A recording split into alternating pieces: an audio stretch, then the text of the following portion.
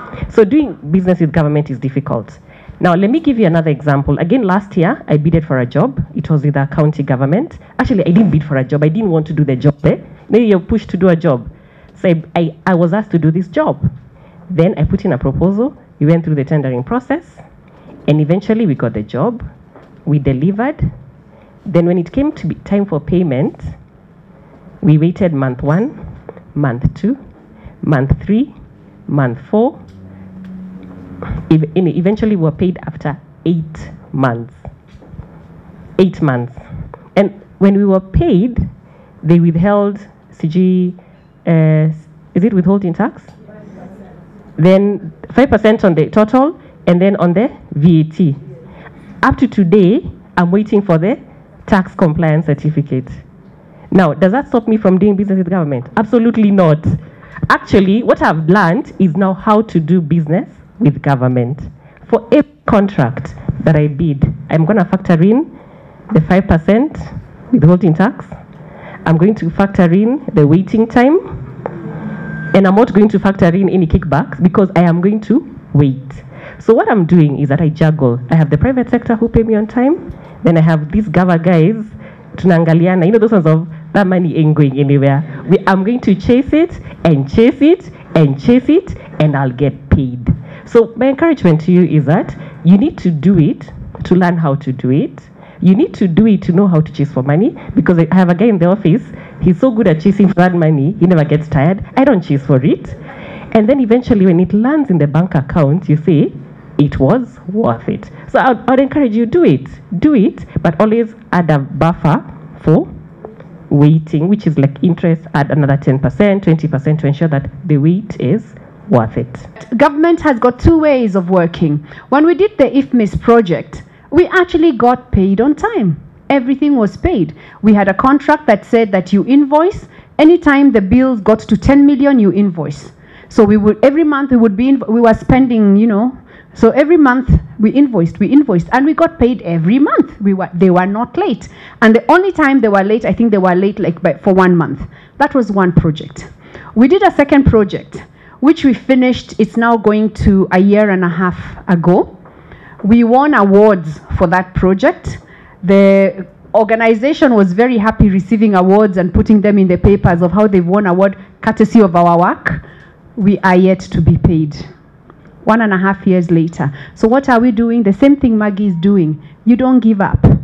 The most important thing is, anytime you're doing work with government, please never forget, the paper trail is your best friend. Do not rely on verbal communication. Okay? Please remember, anyone you're dealing with in government, the seat they sit on, they are working in the position. It is not the individual. So don't get carried away that he's my friend, he can't do that. It is not a friendship. It's not a love affair. It's work. You have a contract. Stick to the terms of your contract. Follow your contract, okay? To the letter, and then compel them to follow the contract to the letter. They may not pay you on time, but they will pay you. So even for me, the money I'm still waiting for 1.5 years later, it will come. And then, don't fight unnecessary fights. Huh? We write letters every 2 months. Oh, why have you not paid us? We are still waiting for our money. Why? Because in the event we eventually have to sue, we need to show that we were trying to collect all along, isn't it? You can't have been quiet for 6 months. We still have a guy who goes there every time to talk to the people. But, as long as we've not been paid, we have to keep up the paper trail. Okay?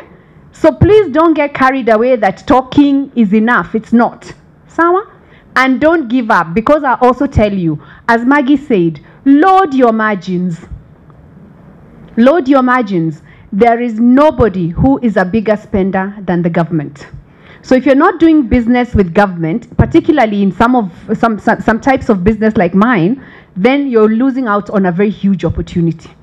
Our purpose is to empower people to create wealth. So everything we do is structured towards wealth creation. So even when we run an entrepreneurship program, it is geared so that you can create wealth, and you can create wealth for the people around you. So first of all, we target, that statistic we always hear, I don't know, 80% of businesses fail within the first 5 years. We are making sure that doesn't happen. So it is targeting the early stage entrepreneurs. You're still feeling you're in survival stage. You need to put structures in your business. And what we are trying to make you do is move away from self-employment, where you are working in a business that you happen to own, to entrepreneurship, where a business, you can go on holiday. Who would like to go on holiday and the business is running? Yes, yeah. So that's what the program actually does. So it's about not just making money in a one-off deal, but how do you actually make money sustainable? How do you put up the structures? So the difference about it is, first, the people who come and teach you are entrepreneurs. Everybody who teaches you is not coming to teach you from theory. They have an expertise, but they have practical experiences. And then the structure is you come for 3 hours a week, 3 hours per week. So you go, you do assignments related to that particular module on your business. So you're working on your business as you're actually doing the program. So you're not sitting in a class for a full day and then it was very nice and then 3 months later nothing has happened. We are working with you in your business. During the class, you will get to network and build networks within the class. Our Centonomy alumni right now is over 6,000 people. So you start getting plugged into that network. Yeah. And then the course content is covered over 14 weeks, and it's first about you understanding your business. What is your business? Sometimes we run businesses for a very long time without understanding what it is we are selling, or understanding what the customer needs to hear. How does the customer emotionally relate to your business? What pain point are you resolving from your business? How does your business make money? We're not making you the accountant, but to understand, how does money flow in and out of my business? How do I pay myself? How do I raise money? How do I deal with taxation? And you as the entrepreneur, how do I resolve my personal finances? Because sometimes our businesses, let's be honest, they're not growing because we're always dipping into the account. So it's about helping you structure that so that your business can actually grow. Other reason it's different is we have proof that it works. Yeah, and if you have time, please go to our YouTube channel, Centonomy 101. We've gone and recorded a lot of people who've done these classes, and you'll see what has their business actually been able to do. And there's a program manager who's responsible for these businesses and handles the relationship with you. She's right there. Naomi, please stand up. So if you want to talk to her later, this is Naomi. She's responsible for building and growing the Centonomy Entrepreneur Program. So in the meantime, I'd also like to encourage you, please go onto our Facebook page, Centonomy Entrepreneur. That is where we have all our entrepreneurship conversations. I do a lot of YouTube videos on a weekly basis, so you can go and interact. But what we are really trying to do in this program is help you build a great business. So you come and define, what does great mean to you? Sometimes it's not necessarily size. What does great mean to you? What's in it for you to run that business? And provide you the tools and the structures to actually make that happen. And following the class, you also get into a mentorship program. The opportunities in Africa are actually like we were never colonized. It's just like we are starting again. There are so many resources that we have hardly touched the surface. And if you look at the interests that the rest of the world has in Africa right now, can tell you the same story. They see the resources. And I keep telling myself, are they going to come and take them all over again? Or are we going to be participants this time round and exploit the resources ourselves and maybe work with them as partners? You know, so that's, for me, it's all the sectors. But some of the real growing sectors that if you're young or whatever age you are in, that you can participate in. ICT, innovation. We're the 3rd innovative country in Africa and 80th in the world. So in terms of innovations and a lot of young people, you've seen a lot of the innovations of young people in Kenya being bought by companies around the world. So there's so much space for innovation and ICT, real estate and construction. I don't need to say this, we are a construction site everywhere you go around the country, but Africa is growing. I keep telling the story using the SGR. Today the SGR is being built by the Chinese, working with a lot of Kenyans. Will the Chinese go and build SGR in Congo? Shouldn't we be the ones building in Congo?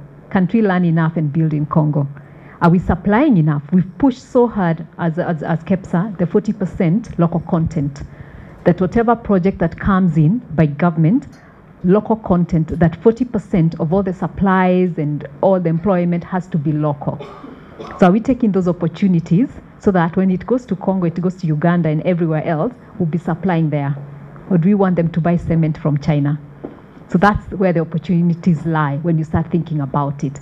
And sometimes we think, oh, these are big mega projects. You can do so little. I mean, I've met young people who are supplying sand, little things, and you start there and you grow.